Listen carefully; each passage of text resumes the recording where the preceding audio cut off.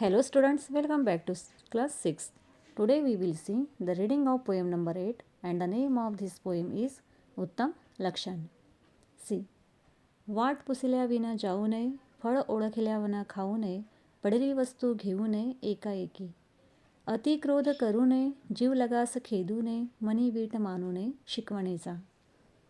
आळसे सुख मानू नये, चहाडी मनास आणू नये, शोधल्या विना करू नये कार्य काही.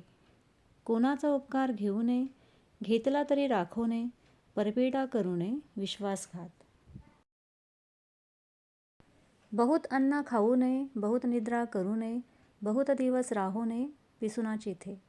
चहाडी चोरी धरू नये, परद्वार करू नये, मागे येऊ नये बोलू नये कोणी एकाची. सभा देखून गळू नये, समय उत्तर टळू नये, धिक्कारिता चढू नये धारिष्ट आपुले.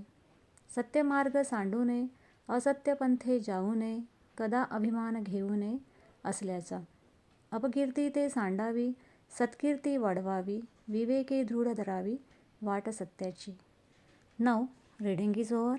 Everyone should have read and learn this poem at home, and tomorrow we will see the explanation of this poem.